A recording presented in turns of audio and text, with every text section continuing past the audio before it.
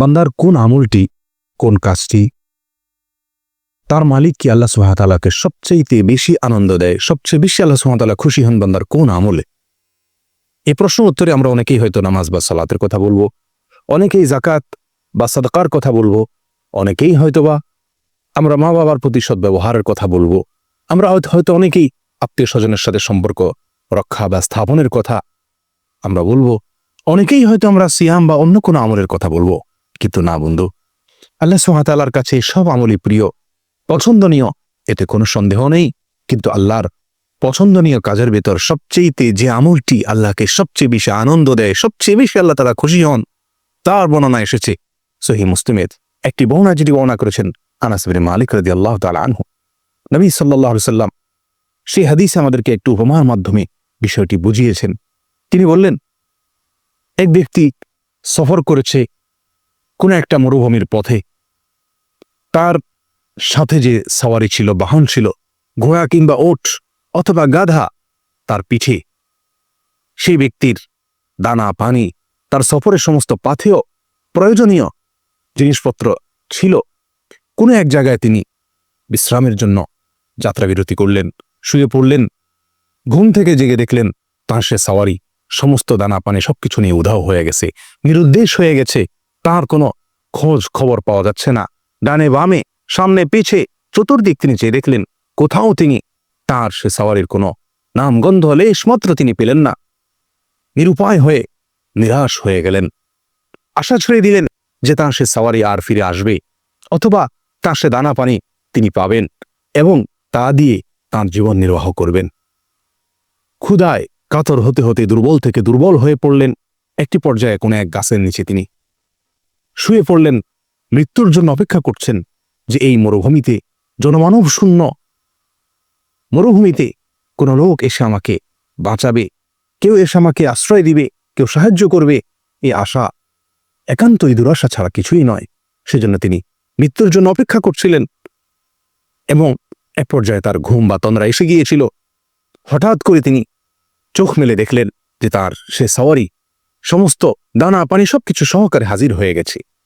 প্রিয় বন্ধু, এই লোকটি তার জীবনের সবচেয়ে এই কঠিনতম মুহূর্তে তার সেই সওয়ারিকে ফিরে পেয়ে যতটা আনন্দিত হন, যতটা খুশি হন, তার মাত্রাটা কি হতে পারে নবী সাল্লাল্লাহু আলাইহি সাল্লাম উপমা দিয়ে আমাদেরকে বুঝিয়েছেন। লোকটি খুশি হয়ে আনন্দের আতিশয্যে বলে বসল আল্লাহ সুবহানাহু ওয়া তাআলাকে লক্ষ্য করে, হে রব, হে আল্লাহ, আনতা আবদি ওয়া আনা রব্বুক, অর্থাৎ আমি তোমার মালিক, আমি তোমার রব, আর তুমি আমার গোলাম। আল্লাহকে বলছি, অর্থাৎ আনন্দের আতিশয্যে অতিমাত্রায় আনন্দিত হয়ে তিনি খেই হারিয়ে ফেলেছেন, উল্টো বলে ফেলেছেন।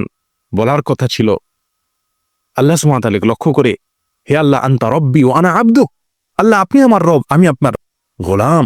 শুকরিয়া আদায় করে আল্লাহকে এই কথা বলার কথা ছিল, কিন্তু তিনি উল্টিয়ে ফেলেছেন। অর্থাৎ আল্লাহকে গোলাম এবং নিজেকে রব বলে তিনি মন্তব্য করলেন। এটা হলো আনন্দের আতিশয্যে লোকটি এরকম করে ফেলেছেন। এই লোকটি যেরকম আনন্দিত হয়, তার আনন্দের মাত্রা, তার আনন্দের সীমা পরিসীমা যেরকম পৃথিবীর যে কোনো আনন্দকে ছাড়িয়ে চলে যায়। জীবন ফিরে পাওয়ার আনন্দটা যত বেশি, একজন মানুষ যখন আল্লাহর কাছে তওবা করে ফিরে আসে, কোনো অপরাধ কর্ম ছেড়ে দেয়, কোনো গুনাহ আল্লাহকে সন্তুষ্ট করার জন্য ছেড়ে দেয়, আল্লাহর ভয়ে যখন সে সুন্দরের পথে ফিরে আসে, আল্লাহর নির্দেশের পথে ফিরে আসে, আল্লাহর হুকুমের পথে ফিরে আসে, কোরআন এবং সুন্নাহর দিকে ফিরে আসে, নফস এবং প্রবৃত্তির তাওনা থেকে ফিরে আসে, নবী সাল্লাল্লাহু আলাইহি সাল্লাম বলেন, লাল্লাহু আশাদ্দু ফারহান বিতাওবাতি আবদিহি হিনা ইয়াতুবু ইলাইহি। বান্দা যখন আল্লাহর কাছে তওবা করে ফিরে আসে, আল্লাহ তাআলা এই ব্যক্তিটির চাইতে বেশি আনন্দিত হন। এই ব্যক্তিটি তার সওয়ারিকে, তার দানা পানিকে, তার জীবনকে ফিরে পেয়ে যতটা আনন্দিত হন, আল্লাহ সুবহানাহু ওয়া তাআলা বান্দা যখন ফিরে আসে তওবা করে, বান্দা যখন তার ভুল বুঝতে পারে, যখন লজ্জিত হয়, যখন অনুতপ্ত হয়, যখন সে আল্লাহর রহমতের কোলে চলে আসে, যখন সে আল্লাহর কাছে আশ্রয় নেয়, যখন সে লজ্জায় মাথা নত করে চোখের পানি ছেড়ে দেয়, ফিরে আসে সুন্দরের পথে, পরিচ্ছন্নতার পথে, আল্লাহ সুবহানাহু ওয়া তাআলা তখন এত বেশি খুশি হন যে খুশিটা ওই ব্যক্তির জীবন ফিরে পাওয়া খুশির চাইতে বেশি। প্রিয় বন্ধুগণ, সহিহ বুখারীর হাদিসে আসছে, নবী সাল্লাল্লাহু আলাইহি সাল্লাম বলেন, ওয়াল্লাহি ইন্নী আস্তাগফিরুল্লাহ ওয়া আতুবু ইলাইহি ফিল ইয়াউমি আকসারা মিন 70 মাররা। আমি প্রতিদিন 70 বারের চেয়ে বেশি আল্লাহর কাছে তওবা ইস্তেগফার করে থাকি। অথচ আল্লাহ সুবহানাহু ওয়া তাআলা তার পূর্বের পরের সমস্ত ভুল ত্রুটি সবকিছুকে অগ্রিম ক্ষমার ঘোষণা দিয়ে দিয়েছেন। তারপরেও নবী সাল্লাল্লাহু আলাইহি সাল্লাম তওবা করে, তওবার মাধ্যমে আল্লাহকে খুশি করার যে বিরাট এক সুযোগ, শুধু খুশি নয়, আল্লাহকে সবচেয়ে বেশি আনন্দ দেওয়ার যে বিরাট সুযোগ তার হাতে ছিল, সেটা তিনি হাতছাড়া করেননি। প্রিয় বন্ধু, আসুন তওবা করি। প্রতিদিন কোনো না কোনো অপকর্ম থেকে তালিকা করে নেই যে আমার এই এই বদভ্যাস আছে, আমি কোরআন এবং সুন্নাহ থেকে এই এই বিষয়ে আমি দূরে আসি। আমি সেই বিষয়টিতে আমি তওবা করি, আল্লাহর কাছে ফিরে আসি, আল্লাহকে সন্তুষ্ট করি, আল্লাহকে সবচেয়ে বেশি আনন্দ দেওয়ার চেষ্টা করি।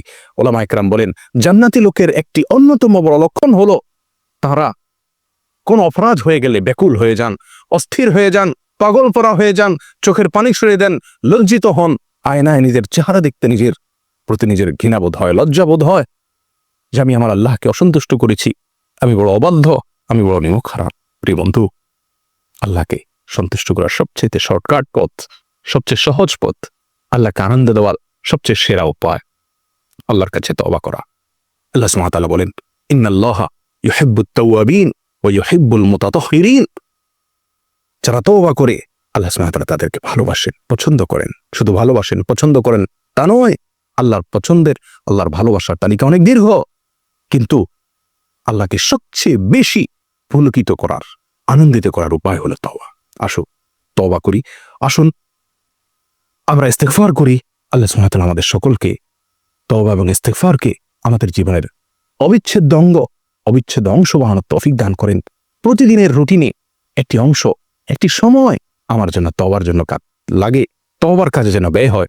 আল্লাহ সুবহানাহু ওয়া তাআলা আমাদের সকলকে তওবাকারীদের মধ্যে শামিল করেন, যাদের তওবা কবুল হয়েছে, যারা আল্লাহকে আনন্দ দিতে পেরেছে, যারা আল্লাহকে পুলকিত করতে পেরেছে, আল্লাহকে খুশি করতে পেরেছে। ওই হারানো সওয়ারি ফিরে পাওয়া লোকের চাইতে বেশি আনন্দ দিতে পেরেছে আল্লাহকে। সেই সৌভাগ্যশীল বান্দাদের মধ্যে আল্লাহ সুবহানাহু ওয়া তাআলা আমাকে, আপনাকে, সকল মুসলিম ভাই ও বোনদেরকে শামিল হওয়ার তৌফিক দান করেন।